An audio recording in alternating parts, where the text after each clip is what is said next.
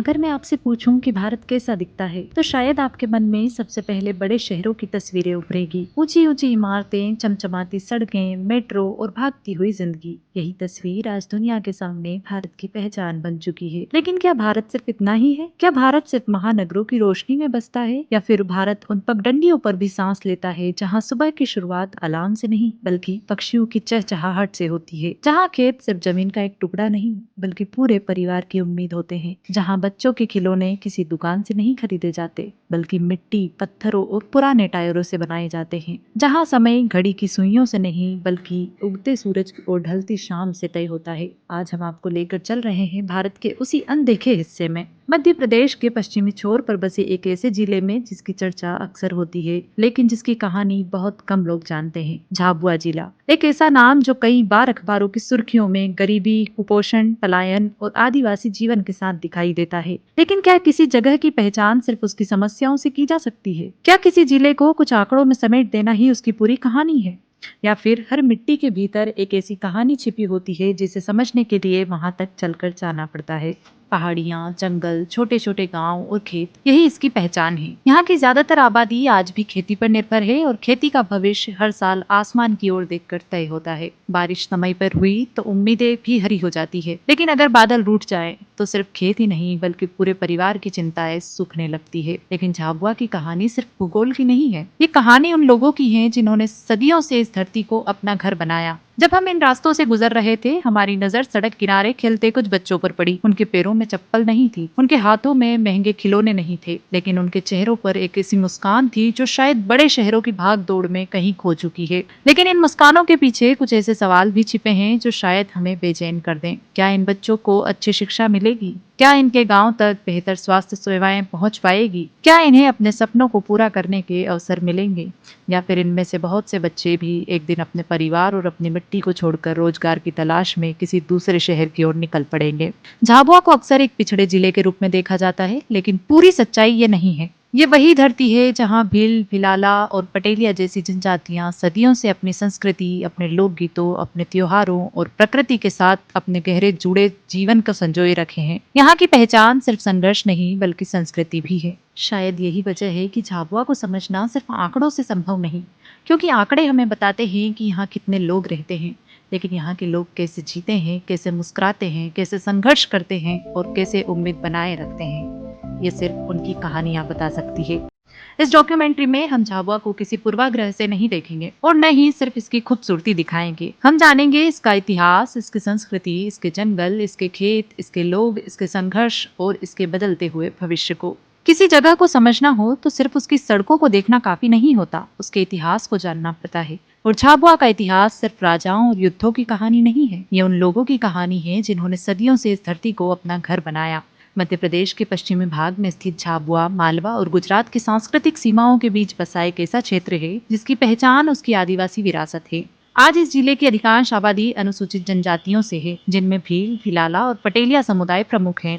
इतिहासकार मानते हैं कि भील भारत की सबसे प्राचीन जनजातियों में से एक है। रामायण और महाभारत जैसे प्राचीन ग्रंथों में भी इनके उल्लेख मिलते हैं। भील शब्द की उत्पत्ति द्रविड़ भाषा के शब्द बील से मानी जाती है, जिसका अर्थ है धनुष। अलग अलग समय में इस क्षेत्र पर स्थानीय राजाओं, मुगलों, मराठों और फिर अंग्रेजों का प्रभाव पड़ा, लेकिन इन सब के बीच भी आदिवासी समाज ने अपनी पहचान को पूरी तरह से मिटने नहीं दिया। उन्होंने अपनी भाषा बचाई, अपने गीत बचाए, अपने त्योहार बचाए और सबसे बड़ी बात, उन्होंने प्रकृति के साथ अपने रिश्ते को बचाए रखा। झाबुआ का नाम आते ही जिस पर्व का सबसे पहले जिक्र होता है वो है भगोरिया। बहुत से लोग इसे सिर्फ एक मेला समझते हैं, लेकिन भगोरिया सिर्फ एक मेला नहीं है, ये आदिवासी समाज का सबसे जीवंत सांस्कृतिक उत्सव है। होली से पहले लगने वाले इन मेलों में दूर दूर के गांवों से लोग एकत्रित होते हैं। पारंपरिक वेशभूषा, लोक नृत्य, बांसुरी की धुन, ढोल की आवाज और रंगों से भरा ये उत्सव सिर्फ मनोरंजन नहीं बल्कि सामाजिक और सांस्कृतिक पहचान का प्रतीक है। इसी तरह झाबुआ की पिथौरा चित्रकला भी केवल एक कला नहीं है, ये आस्था का प्रतीक है। घरों की दीवारों पर बनाए जाने वाले ये चित्र देवताओं, पशुओं और जीवन के विभिन्न रूपों को दर्शाते हैं। हर रंग का अपना अर्थ होता है और हर आकृति अपने भीतर एक कहानी छिपाए रहती है। लेकिन समय कभी स्थिर नहीं रहता। धीरे धीरे सड़कें बनी, स्कूल खुले, बिजली पहुंची, मोबाइल फोन और इंटरनेट गांवों तक पहुंचे। दुनिया बदलने लगी और उसके साथ झाबुआ भी बदलने लगा। नई पीढ़ी अब शहरों में पढ़ रही है, कई युवा नौकरी के लिए बाहर जा रहे हैं। आधुनिक जीवन की सुविधाएं यहाँ तक पहुँच रही है। लेकिन इसी बदलाव के साथ एक नया सवाल भी खड़ा हो गया है। क्या विकास और परंपरा साथ साथ चल सकते हैं? क्या आने वाली पीढ़ियां अपने लोकगीत, अपनी भाषा और अपनी संस्कृति को उसी तरह से संजो कर रखेगी जैसे उनके पूर्वजों ने रखा था? या फिर आधुनिकता की तेज रफ्तार में ये सब धीरे धीरे कहीं पीछे छूट जाएगा? इन सवालों का जवाब सिर्फ झाबुआ के भविष्य में नहीं छिपा है, बल्कि पूरे भारत के भविष्य में छिपा है। क्योंकि किसी भी देश की असली ताकत सिर्फ उसके शहर नहीं होते, उसकी विविधता होती है।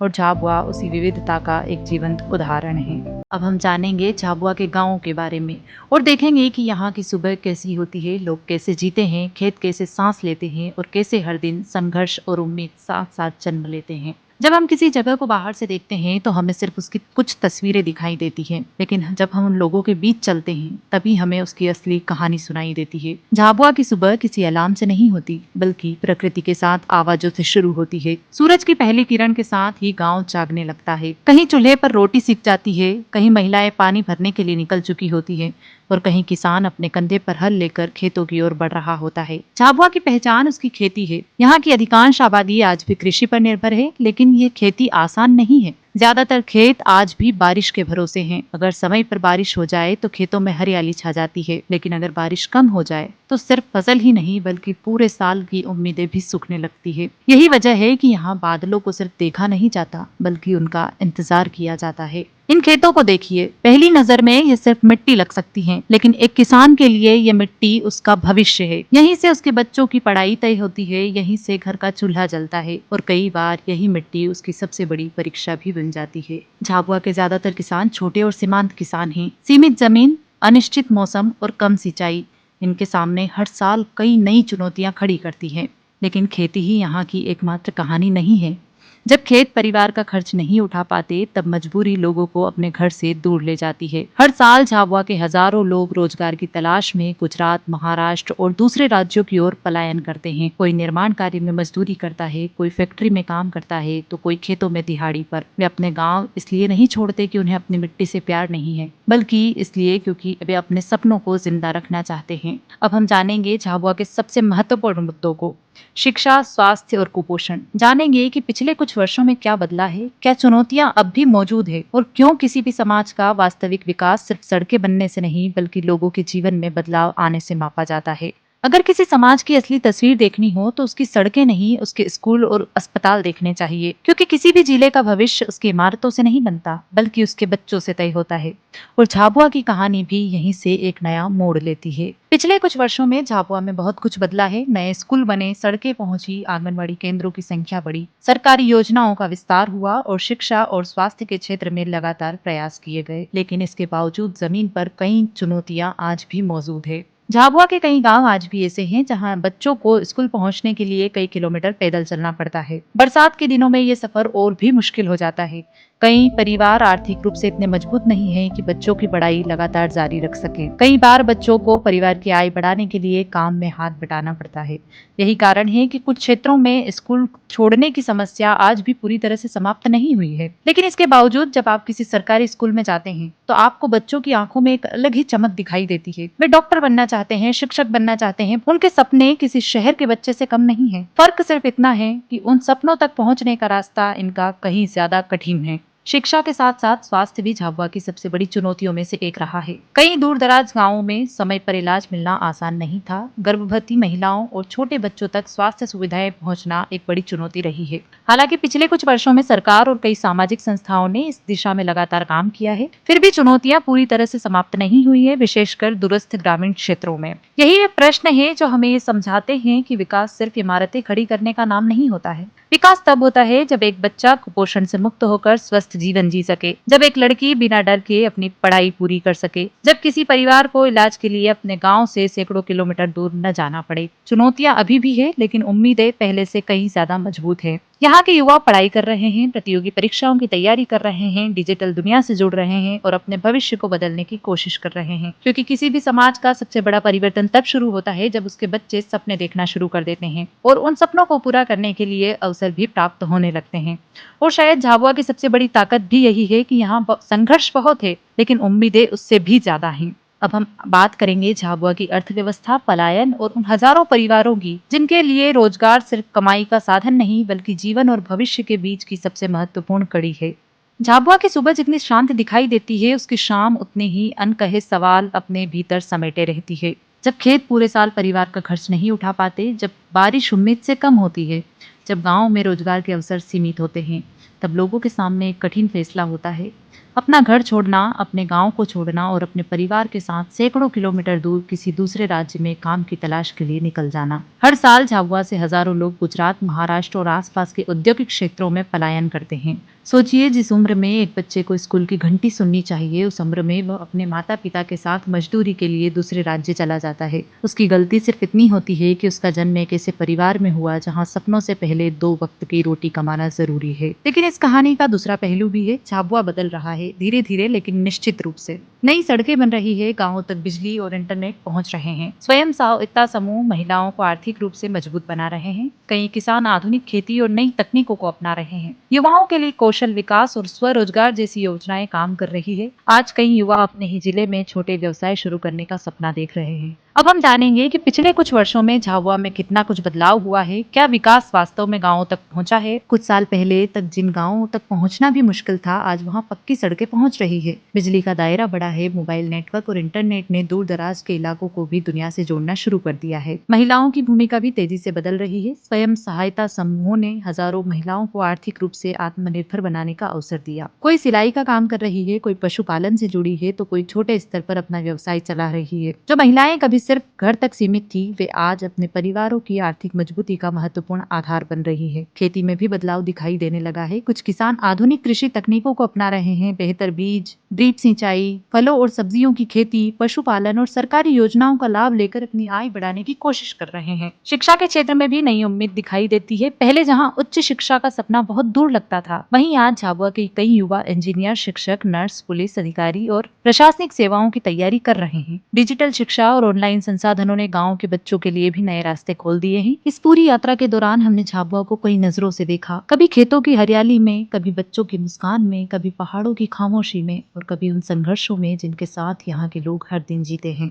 झाबुआ के लोगों ने हमें एक बात सिखाई है कि परिस्थितियां चाहे कितनी भी कठिन क्यों न हो, जीवन आगे बढ़ना नहीं छोड़ता। एक किसान हर साल फिर से बीज बोता है, भले ही पिछली बार बारिश में उसका साथ न दिया हो। एक बच्चा फिर से स्कूल जाता है, भले ही उसे कई किलोमीटर पैदल चलना पड़े। शायद यही असली साहस है। आज झाबुआ बदल रहा है, धीरे धीरे लेकिन लगातार। नई पीढ़ी बढ़ रही है, नई सोच जन्म ले रही है, नई उम्मीदें आकार ले रही है और शायद कुछ साल बाद जब कोई फिर से झाबुआ आएगा तो उसे सिर्फ संघर्ष की कहानी नहीं बल्कि परिवर्तन की कहानी भी दिखाई देगी। इस यात्रा को समाप्त करने से पहले मैं आपसे सिर्फ एक सवाल पूछना चाहती हूँ कि अगर किसी इंसान के पास महंगे कपड़े ना हो, बड़ा घर ना हो या शहर जैसी सुविधाएं ना हो, तो क्या उसका जीवन कम महत्वपूर्ण हो जाता है? शायद नहीं, क्योंकि किसी इंसान की कीमत उसकी संपत्ति से नहीं बल्कि उसके सपनों से तय होती है। और झाबुआ सपने देखना नहीं भूला है। जब मैंने इस धरती को देखा तो मुझे सिर्फ कच्चे घर नहीं दिखाई दिए, मुझे मेहनत दिखाई दी, मुझे आत्मसम्मान दिखाई दिया, मुझे ऐसे लोग दिखाई दिए जो हर मुश्किल के बावजूद मुस्कुराना जानते हैं, मुझे ऐसे बच्चे दिखाई दिए जिनकी आंखों में आज भी भविष्य के सपने चमकते हैं। शायद यही झाबुआ की सबसे बड़ी पहचान है। संघर्ष यहाँ की कहानी का एक हिस्सा है, लेकिन पूरी कहानी नहीं।